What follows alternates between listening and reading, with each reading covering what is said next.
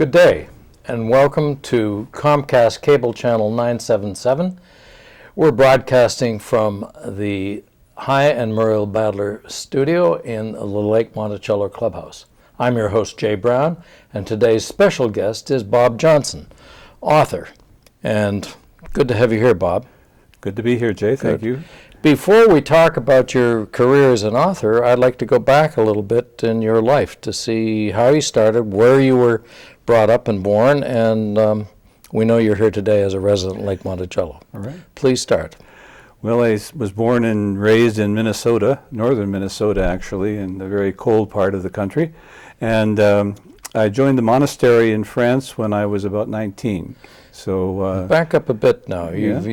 What did you do between the time you were growing up and the time you got to the monastery in France? I entered the seminary at the age of 13, and it was a boarding school for young men who wanted to go on to the Roman Catholic priesthood. So I started that at age 13 as a freshman in high school and spent 5 years there, and then went on from there to the monastery. So that was. So were you technically a priest by the time you left the seminary, or is this a process of when I went into aging? the seminary at age 13, they told me it would be 12 years.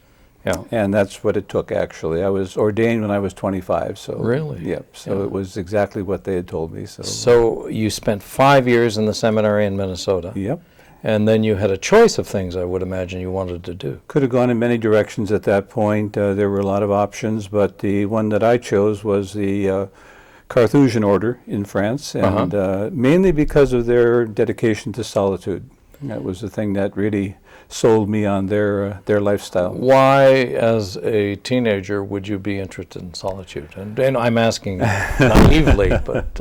Well, it was probably because I wanted to see how far one could push the human mind in terms of God experience. That was really at that point, that would have been my stated intention. And that's what I did at that time. And I felt that the Carthusian order and the monastery in France offered me the best option to do that.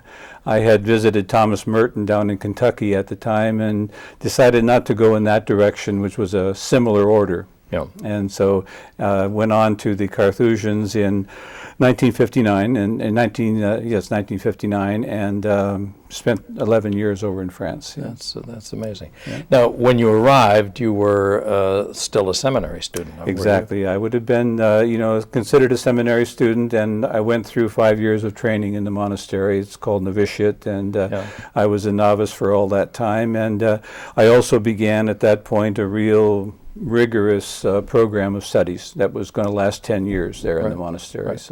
And what languages did you speak when you spoke over there? Over there, we spoke in Latin when it had to do with anything formal like church or studies, classes, things like that. Otherwise, we spoke in French. So at the time when I was over there, I could read in 5 languages and speak 3 is what it amounted to. Oh, that's amazing. Now, the Chartreuse, how do I pronounce that? Carthusian? Or? Carthusian. Yeah. Monastery is near Grenoble, isn't it? It's near Grenoble in southeastern France. It would be, Grenoble is right in the center, actually, but it is, right on the border between Italy and Switzerland, so the monastery was. And it's way up high. Monastery is at 3,000 feet of altitude, yep, and it's up in what's called the Pre-Alps. It's not quite the Alps yet, but it's... Right. And you didn't bring your skis. I didn't bring skis. No. They didn't encourage it. Right. Let's show a few slides, and perhaps you can talk over them as we see them here. Hang on, we'll go back to this one. Yeah, here. This is the main slide of the monastery and gives a pretty good idea of the extent of the building. They measure the roofing in acres here. There's 4 acres of roof and 5 acres of building there. And so it housed, at the time that it was built, about 200 monks. When I was there were about 50 of us dwelling in that monastery. And so the monastery is actually divided into 3 parts. At the bottom you see the fields and the stables where they kept the cattle. And then in the middle you have the community buildings where you have the church and the dining hall and things like that. And then along the far back side of the monastery are the hermitages where I lived, and each one of us had a house and a garden. And it was on a long hallway called a cloister, which we have a picture of there. I was going to say that looks like a rather mammoth setup for just 50 to 200 people. The structure is designed for the snow. There Yeah. are 30 feet of snow falls in that valley every winter. Right. So at any given time, there's 8 feet of snow on the ground. So that's a consideration. You have to have a hallway to go anywhere in the building. You can't go from one building to the other otherwise. So that's Well, why. let's have a look at the This next gives one. you a good idea of the valley itself. The monastery is at 3,000 feet. The mountains right around it are 6,000 feet. So that's the valley itself is there. And the monastery has been in this valley since the year 1084. That was when Wow. it was first founded there. Yeah. And right now, the last building was in the 1600s when last time it was built. It's been rebuilt 8 times. Wow, that's Because so of some of fires. what we're looking at here goes back really to the Middle Ages, or just after the Middle Ages. Then. When I would walk through my doorway into my home, my hermitage, the doorway was about 700 years old. Yeah. So you're figuring that kind of history. It's really Well, that's- an amazing thing if you love history. let's move along. Yep.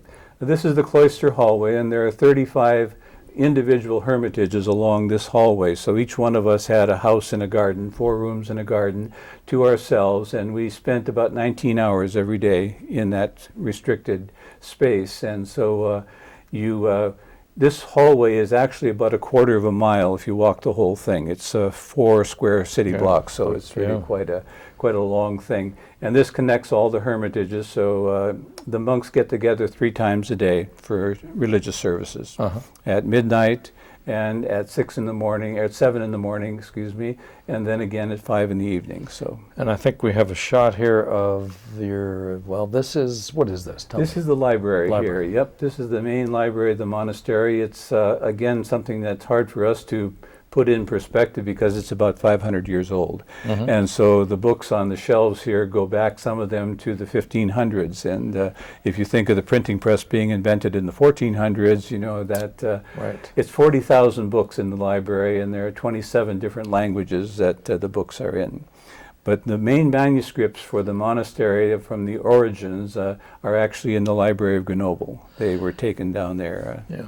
Does this serve just as a library for the monks, or does it serve? Is this a place that people can visit and do research? Oh, no one ever gets inside the monastery. I see. No, the monastery is very exclusive in that way, and so you see a little sign on the front door of the monastery that says, "No one visits the monks," and that's very, Really? very carefully managed. It says that in Latin and in It French. says I'm in sure, French, yeah. Right. That's good. So, but it's really an amazing library. I certainly took advantage of it while I was there. What kind of books would be there? Well, mostly theology books, lives of the saints, a lot of things that have to do with mystical theology particularly, which is the field that the monastery is fostered, That's great. Now I think this is the interior of the hermitage where the individual would be spending most of their time. This is the living room of the hermitage. You see the bed there that's on the right-hand part of the picture. It's actually just a straw mattress, just like they used in the Middle Ages. And then you see the hermitage. The monk has his habit hanging there. It's a white wool habit and very, very heavy. And so that was the main garb. We used to have one of those habits would last about 15 years. So we wore them that every day for 15 years. That was the way. The practice of poverty was, in a lot of little things like that. There's no carpeting on the floor. There was a simple wood stove right here in this room that kept things warm in the wintertime. So. But you have quite a bit of room. It's I know some monasteries refer to the rooms where the monks stay as cells. Yes. Mm-hmm. And did you too? We called it a cell. We called it a hermitage for the most part. The thing about this particular order is that because they were identified as solitaries, as hermits, their communal buildings, communal activities were restricted. And so therefore a lot of things had to happen within this confines of this hermitage, and that's why it was larger. It was 4 rooms and a garden. So you had your own private garden as much well. more spacious than I would have considered. Yeah, very, very nice. Yeah. And this here we get the food. Yeah, this is the main dining room. It's only used once a week by the monks because they eat alone otherwise during the week. So, and when you think about the food regime, we ate 1 meal a day. Yeah. And 1 day a week was bread and water. So that was a part of the regular, ordinary thing. Every Friday we had bread and water. That was all you ate that day. So very restrictive. You would typically go 19 hours without food. So you went from like 5 or 6 in the afternoon until noon or 1 o'clock the next day. Right. So that was the routine, and a very strenuous, very difficult routine. But this room here was used for the communal dining when the monks got together once a week on Sundays for eating. They ate in silence, I might add, too. Now, is this the last slide in the French package? I know we have another one, and I'd like this is the last one in the French, Okay. French series. Yeah. All right. Now, when you were 25, you became an official Roman monk, Catholic priest. Roman Catholic priest. Yep, I was actually a monk when I was 24, the year before that. I see. And then I was ordained when I was 25 after, a certain number of years of study, and then I still had 5 more years of study after that. And when was it that the monastery or the order and you decided that you should come back to the United States? I had been told when I went over that they were going to build a monastery in Vermont. They had the property already, and so they said to me that they figured it would be about 5 or 6 years and I would be sent back. Yeah. Turned out to be 11, but when you're a monk, you don't count those. Oh, you don't. So anyway, after 11 years in 1970, I came back to Vermont, and that's when we started the monastery there. It was the first time the order had ever founded a monastery off of the European continent. So and here we're looking at the yes, that's the picture of slide the slide of the monastery. of the Vermont Monastery. It's near Arlington, near Bennington, Vermont. Actually, is the biggest city. And the property was given to the monastery in 1969. It's 8,000 acres.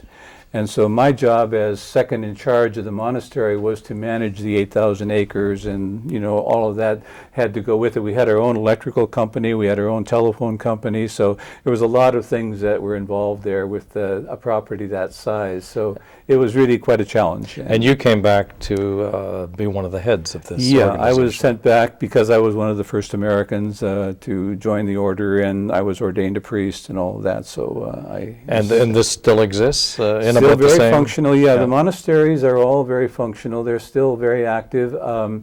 The monastery in France is the central monastery of the whole order, and there are 25 monasteries of the order, internationally. Right. Yeah. Tell us a bit about Pope Paul VI and yourself. Well, when I decided to leave from Vermont, when I made my choice to leave the order and the priesthood, it was a time when Pope Paul happened to be the reigning pope at the time. This was in 1973. And so it was still possible for a priest like myself to write a letter explaining why you wanted to leave and request permission to leave the priesthood and relieve the religious order as well. And so I was given my dispensations in the spring of 1974. Again, that was when we got married, and that was the beginning of a whole new life for me. But I did have approval from Rome, and at the time, the cardinal who was in charge of Rome at that time was the cardinal who became Pope Benedict ultimately. So he was the head of the congregation that was in charge of granting dispensations like that. After Paul VI passed on and John Paul II came in, no more dispensations like that have been given for 30 years now. So it's been, so I consider myself very fortunate because I was not leaving in protest, or I wasn't leaving in anger or anything like that. It was a personal choice to go on with my life, and so that was really what it meant to me. And we were actually married in the Cardinal's Chapel in Boston, Cardinal Medeiros' chapel. No, we were married. You obviously were a priest before you got married, and you stopped being a priest. Stopped being a priest and then good. I just wanted to make sure we followed the rules, and you did too. And before we get off the monastery and the Chartreusine order, I'd like to point out. Can you put a camera on that bottle that we have on the table here? Does that work? Yeah. I could get it close if you want. No, I don't think you've got it. Well, anyway, I'm going to hold it. Do you want to pass that, Sure. Bob? Yep. Yeah, I've got it. Are you okay? All right. Okay. Good.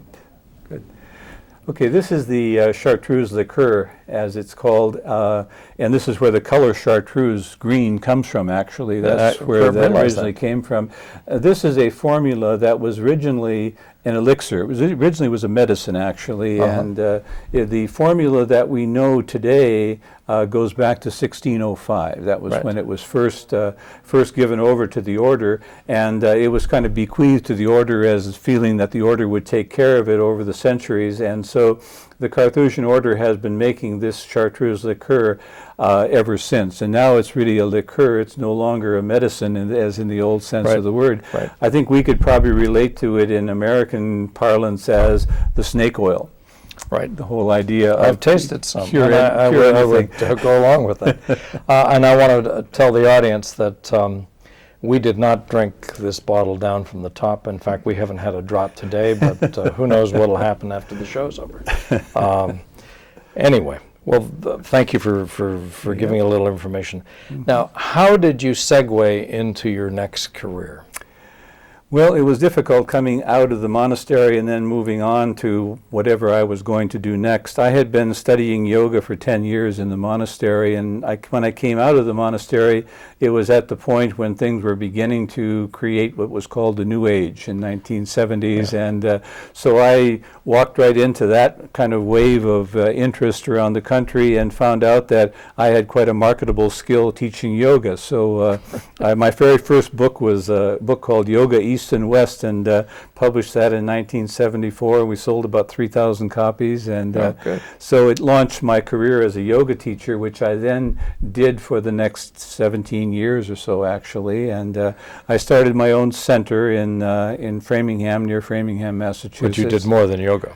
And did more than yoga there. Did a lot of things like dream interpretation, meditation training, relaxation techniques, and things like that. That was the time of Herbert Benson and all the relaxation response, and all of that was becoming very popular right out of the Boston area. So. Did you have any particular scholastic training to carry, especially the beyond yoga part?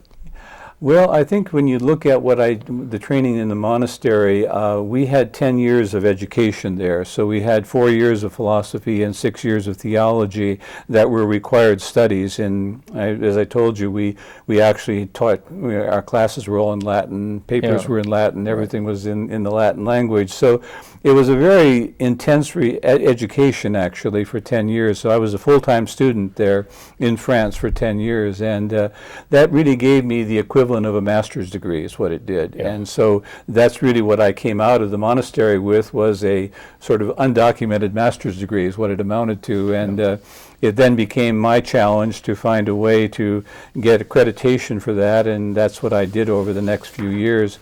In 1981, I began teaching graduate school at Lesley University in Cambridge and did that for 10 years. And during that time, I worked up all the information that I needed for developing a doctoral program for myself. And so at the end of that time, by 1988, actually, I received my doctorate in mental health and psychology. Right. So, And then this required you to take another detour in your course of life. yeah, Not a detour necessarily, but another new branch, direction. new yeah, direction. Yeah, it was, again, we had 3 children by that time, so it was time to earn a living. And the center that I had founded in 1974, we did that for about 17 years. And then when I stopped doing that, I went on to becoming a full-time consultant as a psychologist. And I did that for the next 20 years or so. Oh, that's great. Yeah.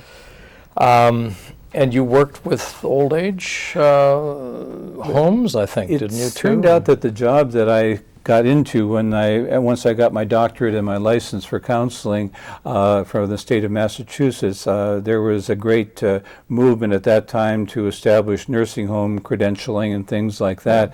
And so there were companies that were consulting to nursing homes, and they were looking for people like myself who had psychological background and could do evaluations and do treatment and that kind of thing. So I became the team leader for one of the companies, and we had a psychiatrist on our team, a nurse practitioner, several therapists, and so I was the team leader, and I would go in and do the evaluations and see what the dementia level was. And so at that point in time, I actually went to 50 different nursing homes over the state of Massachusetts. So it was Were really these all run by a major corporation? They were actually run by major corporations, but they were also contracted with the company that I worked for. We consulted to them because they preferred to do their psychological evaluations outside of their own staffing. So that was the job I did for 13 years, and then the last 7 years of that 20-year segment, I was a full-time sort of a clinical director in a nursing home that really focused on veterans. And so 70% of our residents were veterans. Now, these aren't in VA hospitals, but in They were actually homes? outside of VA. The VA was trying to outsource them, I guess you might call it, because they were, trying to move them through their system, actually. And so this was a nursing home that had 100 beds, and we treated schizophrenia, dementia, alcoholic dementia, all sorts of things like that. So it was really a wonderful challenge for me. I loved every day of it. I worked there for 7 years every day. So it was a great, good long time.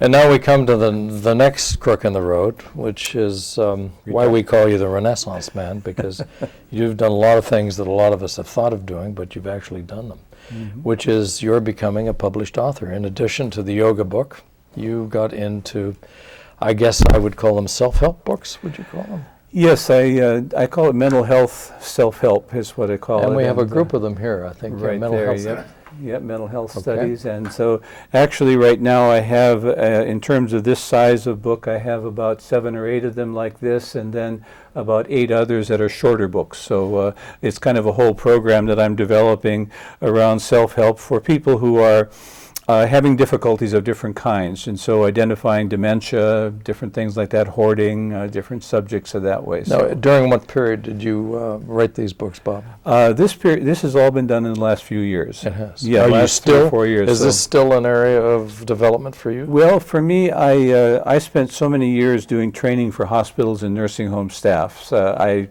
did about 200 different workshops and training programs while I was doing all of that. And while I was developing those programs, I realized that I was putting together a lot of material that could be very useful still. And so what I've started to do now is to take some of that material and put it into book form and publish it through Amazon. So that's what this amounts to right now. And I'm having a lot of fun with that. It's just been a wonderful kind of reflection and renovation of my career professionally as well. So now, like this group of books and other books that you've written, and especially the novels, the fiction, your books are available in both electronic and print form, aren't they? Correct, yeah.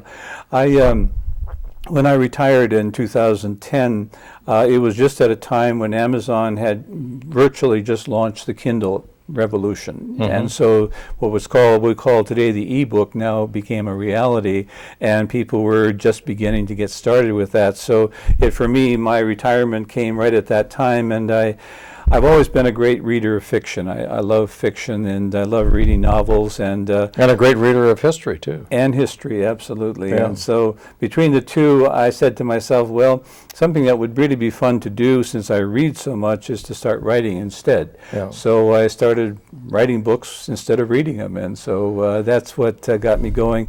I started with the Kindle process, the e-books, and that was a great discovery for me, how easy it was to publish in that new format. Yeah. And Amazon has this all set up very effectively right now, and I've been doing it now for 4 or 5 years. In a prior conversation, Bob talked to me about, we talked about our speeding, our speed of reading quotients, I guess you would call them. And that I think you'd been to the Evelyn Wood School of Speed Reading, and I'd taken a course in it too. Bob reads at 1,000 words a minute, and I read it a lot less. And so when we're reading the same book, as we sometimes do, especially history books, you get through them a lot faster. I tend to get through them, yeah. Very quickly. It's an afternoon for you. It's 2 weeks for me. Anyway, in addition to the self-help books came the fiction. And you've written contemporary fiction, medieval fiction, which I guess came from your interest in medieval history, Well, and also the, living in sort of a medieval environment in. I was going over some France. of my own studies from the monastery at one point, and I realized something very unusual. The First Crusade, which was a tremendously immense movement in medieval history. It happened in 1095, actually. I didn't realize that there was a real connection between the monastery that I was in and the First Crusade. The founder of the monastery was a man named Bruno of Reims, and he had been a professor at Reims for 30 years or so, and one of his students became Pope.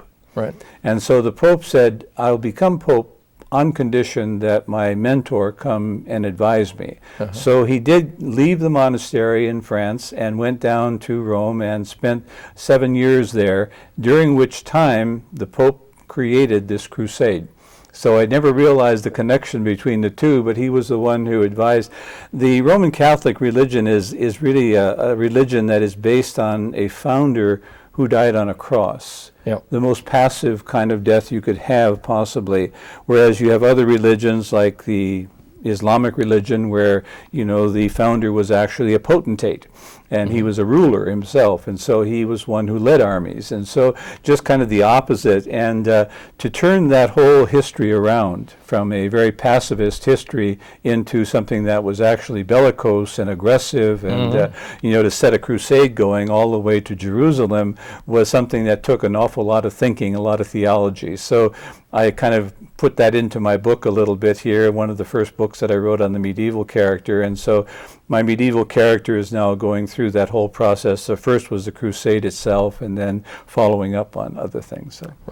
In addition to contemporary fiction, which you have a detective, a young woman detective hero. I just finished Heroine. the last book called DC Stalker. Yeah. Right. Yeah. And so That sounds scary. it's a little bit scary. Because I hope everybody comes out alive. Serial killers, they always get caught. They're everywhere. And your largest group of novels is in the Western area, and this, I think, too, stems from a real interest in the development of the West, the American West. Actually, it was kind of interesting that moving here to the Monticello area, I refound my own connection with the 19th century history, because when you look at Thomas Jefferson, who was the president of the whole process of the Louisiana Purchase, and be the beginning of the West as we know it.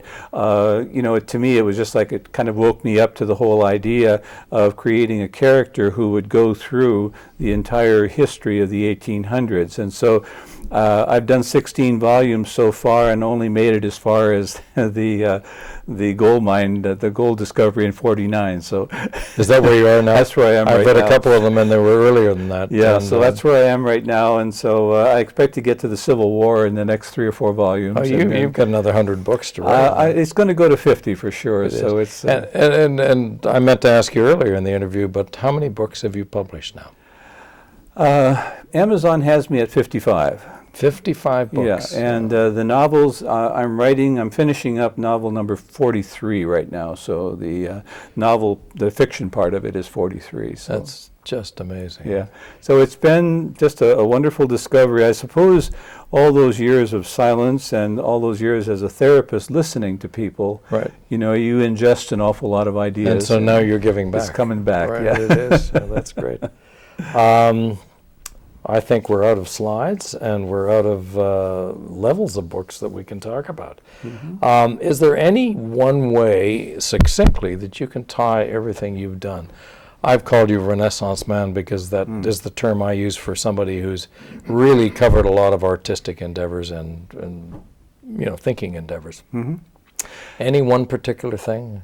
I mean, when you were in the seminary, you didn't think you'd be a novel writer, No. ever, Definitely right? not. So Definitely what ties it all together?